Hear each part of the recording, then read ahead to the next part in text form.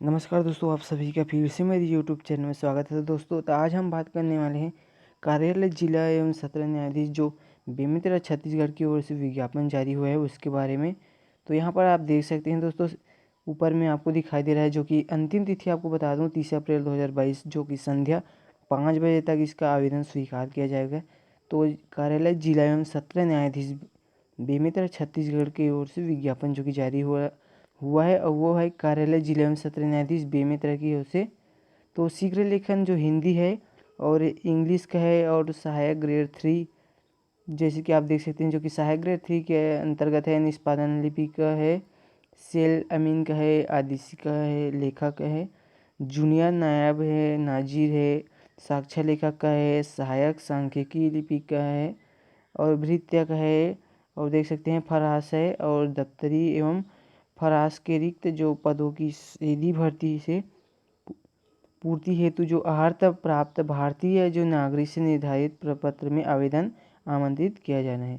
तो कार्यालय जिला एवं सत्र न्यायाधीश बेमेतरा के न्यायाधीश की ओर से भर्ती निकला है। तो यहाँ पर रिक्त पदों के विवरण आप देख सकते हैं दोस्तों, जो कि शीघ्र लेखन हिंदी का है और शीघ्र लेखन इंग्लिश का और सहायक ग्रेड 3 भृत्य का है, जो कि यहाँ पर देख सकते हैं जो कि श्रेणीवार इसका विभक्त किया गया है पद। आपको स्क्रीन जूम करके दिखा दूँ तो यहाँ पर देख सकते हैं अनुसूचित जनजाति है और अनुसूचित जनजाति, अन्य पिछड़ा वर्ग और सामान्य वर्ग, जो कि दो कैटेगरी के अंतर्गत है। आरक्षित पद के लिए है और एक अनारक्षित वर्ग के लिए है। तो जैसे कि यहाँ पर देख सकते हैं जो कि बात की जाए शीघ्र लेखन हिंदी के लिए तो टोटल 4 पद है, जो कि मुक्त श्रेणी वाले के लिए है, एक पोस्ट है और ये भी अन्य पिछड़ा वर्ग में है, वो भी मुक्त में है एक। और सामान्य वर्ग की बात की जाए तो 2 पोस्ट है जो कि मुक्त में है ये भी। और बात की जाए डायरेक्ट हम अगर बात की जाए अगर चपरासी पदों के लिए भृत्य की तो टोटल 5 पोस्ट है और सबसे अधिक है इसमें सहायक ग्रेड 3 के लिए। तो इसमें मुक्त में है, अनुसूचित जनजाति में मुक्त श्रेणी के अंतर्गत एक है। और वहीं अनुसूचित जनजाति के लिए बात की जाए तो दो पोस्ट है जो कि मुक्त के लिए है और एक महिला वर्ग के लिए एक पोस्ट है। टोटल 3 पोस्ट है इसमें अनुसूचित जाति के लिए। और अन्य पिछड़ा वर्ग में भी वही सेम प्रोसेस है, इसमें भी दो जो कि मुक्त श्रेणी के लिए है और जो महिला के लिए भी एक पोस्ट है। और सामान्य वर्ग में भी अगर बात की जाए अगर सहायक ग्रेड 3 की तो मुक्त में 6 पोस्ट है और महिला वर्ग के लिए 4 है और दिव्यांगजन के लिए 1 और जो भूतपूर्व सैनिक है उसके लिए 1 पोस्ट है। और बात की जाए चतुर्थ श्रेणी की यानी कि चपरासी और फराज दफ्तरी के अंतर्गत आएगा तो यहाँ पर 5 पोस्ट है, जिसमें से आपका अनुसूचित जनजाति है उसमें 1 पोस्ट है जो कि है मुक्त श्रेणी के अंतर्गत। और अन्य पिछड़ा वर्ग की बात की जाए तो इसमें भी 1 पोस्ट है, वो है मुक्त के लिए। और अनारक्षित पर वर्ग के लिए बात की जाए तो यहाँ पर 3 पोस्ट है जो कि मुक्त श्रेणी के अंतर्गत आते हैं उसके लिए है। तो यहाँ पर नोट पर जैसे कि बताया गया है दोस्तों कि पदों की संख्या आवश्यकता अनुसार बढ़ाई या घटाई भी जा सकती हैं, पोस्ट के आधार पर है ये। और भूतपूर्व सैनिक के लिए आप देख सकते हैं यहाँ पर बताया गया कि जिस श्रेणी के उम्मीदवार में महिला, दिव्यांग एवं भूतपूर्व सैनिक के पद आरक्षित है, यदि उक्त जो पद उस पद के उस श्रेणी के योग्य उम्मीदवार अगर नहीं आता है या पाया नहीं जाते हैं तो आरक्षित श्रेणी के मुक्त पदों से वरीयता के आधार पर चयन किया जाएगा। तो इसके लिए आरक्षित वर्ग की श्रेणी के लिए चयन किया जाएगा। और भर्ती की पात्रता एवं शर्त की बात की जाए तो शीघ्र लेखन जो हिंदी एवं इंग्लिश के लिए है तो इसके वेतन दिए गए हैं जो कि मैट्रिक लेवल के आधार पर है, 7 के आधार पर 28,700 से 91,300।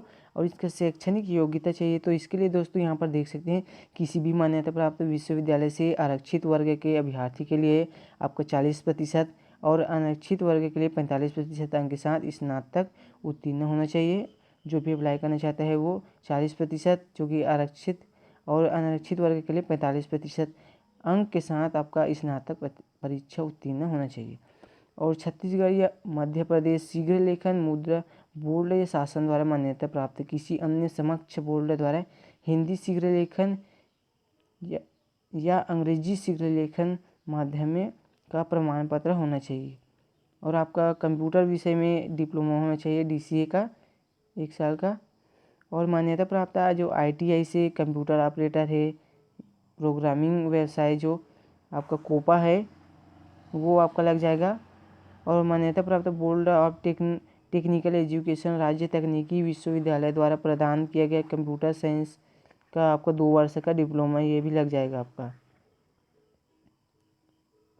और सहायक ग्रेड 3 की बात की जाए जिसमें लिपिका, सेल्स, अमीन, आदेशिका, लेखक है, जूनियर, नायब, नाजिर, साक्ष्य लेखक, सहायक, सांख्यिकी लिपिकी के पदों की बात की जाए तो इसका वेतन की सबसे पहले वेतन तो बता दूं आपका, तो ये है मैट्रिक लेवल 4 के आधार पर जो कि 19,500 से 62,000।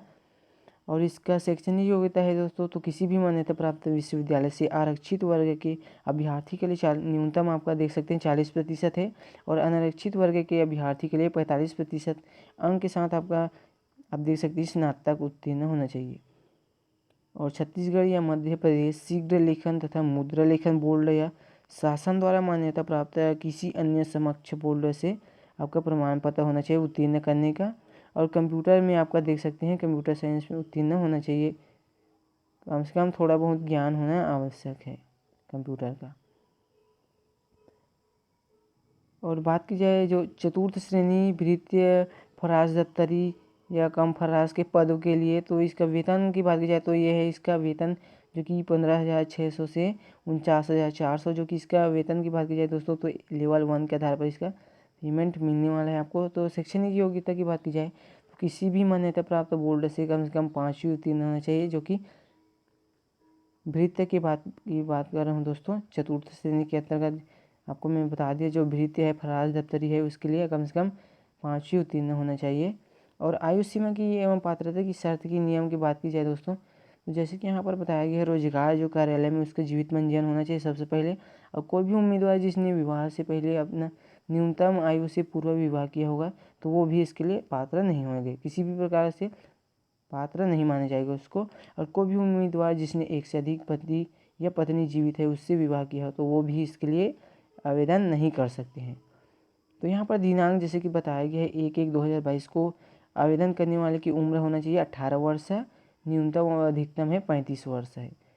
देख सकते हैं आप 18 वर्ष है, अधिकतम 35 वर्ष है। और आयु में जो छत्तीसगढ़ सामान्य प्रशासन विभाग द्वारा आपको छूट दिया जाएगा वो भी इसमें लागू होंगे। और छत्तीसगढ़ राज्य के जो बाहर अन्य राज्य के आवेदकों के लिए भी अधिकतम आयु सीमा 30 वर्ष दिया गया है छूट के साथ। और विशेष आपको छूट के लिए आप अपना आवेदन पत्र स्वीकार कर सकते हैं, आप ऐड कर सकते हैं उसमें आपको आवेदन जो मिला होगा उसको प्रमाण पत्र। और उच्चतम आयु सीमा में आप देख सकते हैं छूट के लिए आप देख सकते हैं जो छत्तीसगढ़ जो राज्य के मूल निवासी है उम्मीदवार को अधिकतम आयु सीमा में छूट के लिए यदि अभ्यर्थी छत्तीसगढ़ शासन द्वारा जो घोषित अनुसूचित जाति है या जनजाति का है तो आयु सीमा में अधिकतम 5 वर्ष की उसको छूट दिया जाएगा। और अभ्यर्थी छत्तीसगढ़ शासन या द्वारा घोषित अन्य पिछड़ा वर्ग का है तो सामान्य प्रशासन विभाग द्वारा परिपत्र क्रमांक के आप देख सकते हैं आधार पर आपको छूट है जो कि अधिकतम 5 वर्ष का दिया जाएगा। और ऐसे अभ्यर्थी जो छटनी किया गया सरकारी सेवक हो अपनी आयु में उसके पहले जो सेवा प्रदान किया गया हो उसमें अधिकतम 7 वर्ष की अवधि भले ही कालावधि 1 से अधिक बार की गई हो तो उसको अधिकतम 3 वर्ष का छूट दिया जाएगा। और महिलाओं के लिए आयु में शासन के नियम अनुसार दोस्तों आप देख सकते हैं जो कि 10 वर्ष शिथिलनीय होगी, जो आपको महिलाओं के लिए 10 वर्ष की छूट भी दिया जाएगा। तो यहाँ पर देख सकते हैं और विधवा है तलाकशुदा महिलाओं के लिए उच्चतम आयु सीमा में 5 वर्ष की छूट भी दिया जाएगा। और जो आदिम जाति है हरिजन जो अन्य पिछड़ा वर्ग कल्याणकारी विभाग अंतर जातीय विवाह प्रोत्साहन योजना के अंतर्गत पुरस्कृत जो दंपत्ति के संवर्ण सहभागी को सामान्य प्रशासन के आप देख सकते हैं विज्ञापन के आधार पर है जो कि दिनांक 1985 के संदर्भ के अंतर्गत आपको 5 वर्ष की छूट दी जाएगी जो कि आदिम जाति है हरिजन जो अन्य पिछड़ा वर्ग का है। तो आवेदन पत्र आपको प्रस्तुत किस प्रकार करना है तो यहाँ पर जैसे कि बताया गया है तो आपको आवेदन पत्र है दोस्तों कि विज्ञापन के साथ आपको मैं नीचे आपको दिखा दूंगा इसका आवेदन प्रारूप, उसको A4 साइज में पेपर में आपको प्रवेश पत्र भी आपको मिल जाएगा। तो उसमें नवीनतम फ़ोटो से आपको पासपोर्ट साइज उसमें लगाना है और आपको देख सकते हैं भरे हुए आवेदन पत्र को दिनांक 1/4/2022 से 1/4/2022 से 30/4/2022 के आप देख सकते हैं प्रातः 11 बजे से लेकर संध्या 5 बजे तक आपको बंद लिफाफे के साथ इसको आवेदन करना है। यानी कि इसको अप्लाई मोड जो कि ऑफलाइन है दोस्तों, इसको पोस्ट के माध्यम से अप्लाई करना है जो कि 5 बजे तक है और अंतिम तिथि है 30/4/2022। तो इसको आप देख सकते हैं यहाँ पर बताया भी गया दोस्तों, जो कि जिला एवं सत्र न्यायाधीश के पते पर आपको बेमेतरा रखे। और पिन कोड आपको मैं बता दूँ, बहुत लोग कमेंट करते हैं भाई पिन कोड बताइए, तो इसका पिन कोड आप देख सकते हैं 491335 है। इसको आपको पोस्ट के माध्यम से अप्लाई करना है जो कि ड्रॉप बॉक्स में डालकर प्रस्तुत किया जाएगा। और इसका वेबसाइट है आप देख सकते हैं http://district-ecolt.government इन बेमेतरा में आपको अपलोड करना है। और बेहतर होगा दोस्तों आप इसको पोस्ट के माध्यम से ही अप्लाई करेंगे। तो दिनांक आप देख सकते हैं 30/4/2022 को संध्या 5 बजे तक कोई भी आवेदन स्वीकार नहीं किया जाएगा। अब 5 बजे से पहले ही आप इसके लिए आवेदन कर ले दोस्तों, अंतिम तिथि से पहले, तो अच्छा होगा। अब इसके लिए अप्लाई कर लेना, जो भी अप्लाई करना चाहते हैं वो कर लेना। और जन्म तिथि की आपकी सत्यापता हेतु आपका जन्म प्रमाण पत्र आप देख सकते हैं, जो कि हाई स्कूल है उसमें उत्तीर्ण होना चाहिए, उसका प्रमाण पत्र आप डाल सकते हैं, जन्म प्रमाण पत्र अगर नहीं है तो। ऐसे अभ्यर्थी जो शासकीय अथवा अर्धशासकीय संस्था में सेवारत है पहले से ही, तो उसके लिए आप देख सकते हैं जो अनापत्ति प्रमाण पत्र संलग्न करना आवश्यक होगा उसके लिए। और आरक्षित वर्ग की अब जो उम्मीदवार को आवेदन पत्र के साथ सक्षम प्राधिकारी द्वारा जारी किए गए स्थायी जाति प्रमाण पत्र है उसको प्रस्तुत करना अनिवार्य है। और आवेदक को अच्छा चरित्र, शारीरिक एवं मानसिक रूप से स्वस्थ स्वभाव का होना अनिवार्य है। जो भी अप्लाई करना चाहते हैं उसका आचरण भी और चरित्र के बारे में बताया गया है कि किसी भी प्रकार का शारीरिक एवं मानसिक जो अस्वस्थता उनकी नियुक्ति हेतु अहर्ता मानी जाएगी। स्वास्थ्य मनुष्य ही इसके लिए अप्लाई कर सकते हैं। और अभ्यर्थी किसी शासकीय वैधानिक संस्था अथवा स्थानीय प्राधिकारी द्वारा सेवक से पृथक या अपने पद से न्यायालय में आपराधिक प्रकरण लंबित न हो या फिर किसी आपराधिक प्रकरण से दंडित न किया गया हो न्यायालय द्वारा, वो इसके लिए अप्लाई कर सकते हैं।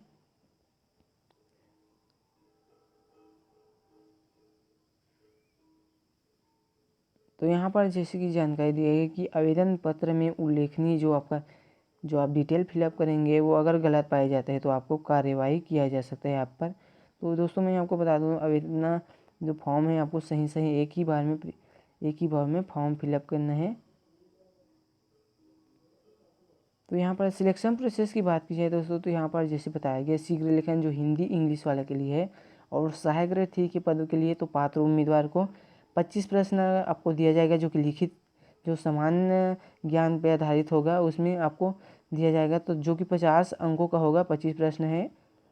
और उक्त जो लिखित परीक्षा में सम्मिलित उम्मीदवार के परीक्षा परिणाम में प्राप्त अंकों की वरीयता आपको परिणाम के आधार पर आपको बुलाया जाएगा। प्रत्येक पद के आप देख सकते हैं 15 गुना उम्मीदवार को द्वितीय चरण के परीक्षार्थी हेतु बुलाया जाएगा। आपका प्रथम चरण में आपका सामान्य ज्ञान से संबंधित आपका प्रश्न पूछा जाएगा और द्वितीय चरण में आपका देख सकते हैं द्वितीय चरण में बताया गया है कि इसमें आपको 100 प्रश्न जो 100 अंकों की प्रायोगिक दक्षता आपकी दक्षता के आधार पर आपकी परीक्षा लिया जाएगा, जिसमें आप देख सकते हैं जो कि शीघ्र लेखन हिंदी के लिए 100 शब्द प्रति मिनट की गति से 5 मिनट के हिंदी श्रुत लेखन आपको दिया जाएगा, जिसको आपको शुद्धता से कंप्यूटर पर टाइप करना है।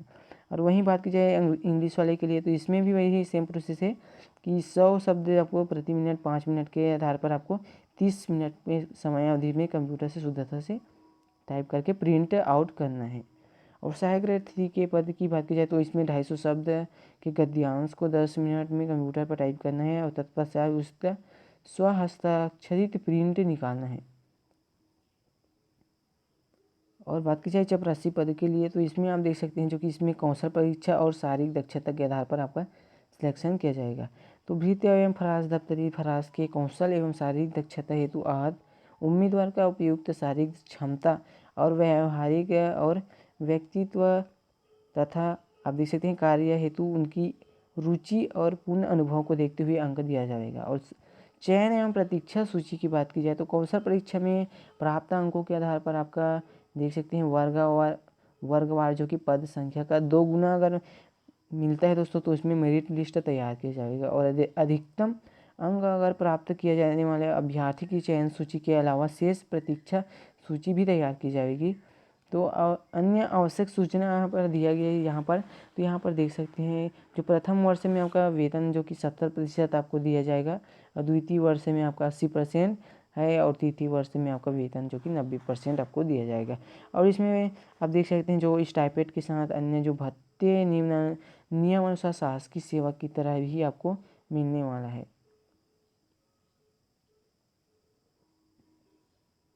तो चयनित उम्मीदवार का चरित्र सत्यापन कराए जाने पर यदि कोई विपरीत टिप्पणियां पाई जाती है तो किसी भी समय सेवा से आपको निकाल दिया जाएगा। और चयनित उम्मीदवार को कार्यभार ग्रहण करते समय समस्त जो प्रमाण पत्र की मूल प्रति है एवं स्वास्थ्य प्रमाण पत्र आपका अनिवार्य है ये तो। और रिक्त पदों की संख्या में कमी या वृद्धि किया जा सकता है, जैसे कि मैंने पहले और बताया था आपको। उम्मीदवारों को समान अंक प्राप्त होने की स्थिति में उनकी जन्मतिथि के आधार पर वरीयता प्रदान किया जाएगा। और चयन हेतु अभ्यर्थी की पात्रता या अपात्रता के संबंध में अंतिम निर्णय लेने का अधिकार जिला एवं सत्र न्यायाधीश बेमेतरा का निर्णय अंतिम होगा। और महत्वपूर्ण यहाँ पर बात बताया गया है कि दोस्तों यहाँ सुनिश्चित स्वयं कर लेंगे कि जो जिम्मेदारी स्वयं के आवेदक की होगी कि वे आवेदित पद के जो निर्धारित समस्त नियम और शर्तों को स्वयं स्वीकार करता है, और वह आवेदन करने से पूर्व अपनी जो समस्त नियम और शर्तों को जानकारी आपको आप एक बार पढ़ लेंगे, जैसे कि मैंने आपको पहले और बता दिया। ध्यानपूर्वक एक बार वीडियो और देख सकते हैं, जो कि नियम और शर्तों को मैंने पहले बता दिया। और परीक्षा में सम्मिलित किए जाने का यह अर्थ कदापि नहीं होगा कि आवेदक को अहर्ता मान लिया गया है। तो चयन के किसी भी स्तर पे आवेदक को अनर्हत अगर पाया जाता है दोस्तों, गलत डिटेल आप दिए होंगे तो आपको निरस्त कर दिया जाएगा, तो उसकी उम्मीदवारिता समाप्त कर दी जाएगी। ऐसे महत्वपूर्ण बात बताया गया है। और टिप पे भी बताया गया है कि अनुसूचित जाति है, जो जनजाति अन्य पिछड़ा वर्ग है, आरक्षित पद केवल छत्तीसगढ़ के मूल निवासी के लिए ही दोस्तों आरक्षित किया गया है, और बाहर के लोगों के लिए अनारक्षित वर्ग में आएगा वो। तो यहाँ पर और जैसे कि आगे हम आपको दिखाने वाले हैं, जो श्रेणी के उम्मीदवार अपना आवेदन पत्र प्रस्तुत किए जाने के पश्चात उसे सतत उक्त वेबसाइट पर अवलोकन कर अपनी अहर्ता संबंधित जो मापदंड है निर्धारित करेंगे, और ऐसे परिवर्तित जो अहर्ता की अंतिम एवं अन्य मान्य होगा, जो अंतिम निर्णय होगा वो।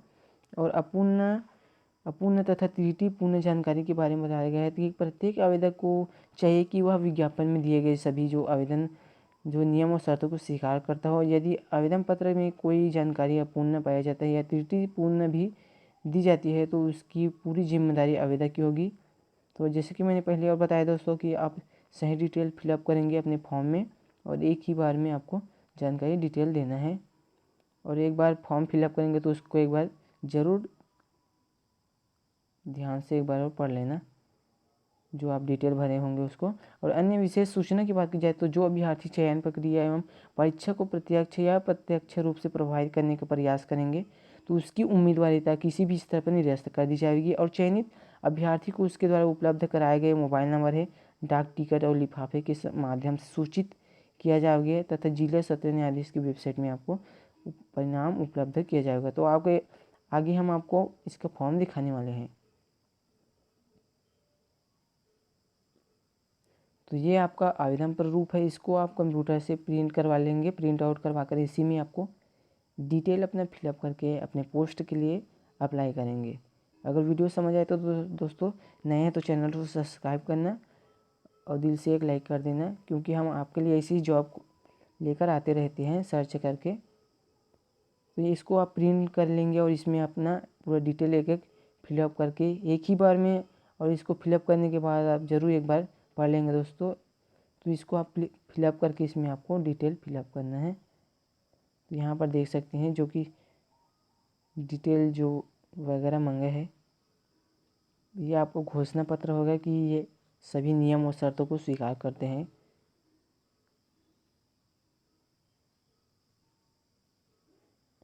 तो यह है आपका कार्यालय जिला एवं सत्र न्यायाधीश बेमेतरा का प्रवेश पत्र, ये इसमें आपका प्रवेश पत्र है ये। तो दोस्तों अगर इसके बारे में नोटिफिकेशन आएगा तो मैं आपको ज़रूर सूचित करूँगा। कई भाइयों का मेरे पास कमेंट आता रहता है तो उसको मैं बता दूँ। अगर दोस्तों मेरे पास किसी भी प्रकार का जो मैं वैकेंसी का अपडेट डालता रहता हूँ यूट्यूब में, उसके बारे में नोटिफिकेशन आएगा तो मैं आपको ज़रूर सूचित करूँगा। धन्यवाद। अगर वीडियो से समझ आए तो चैनल को सब्सक्राइब करना और दिल से एक लाइक ज़रूर कर देना दोस्तों।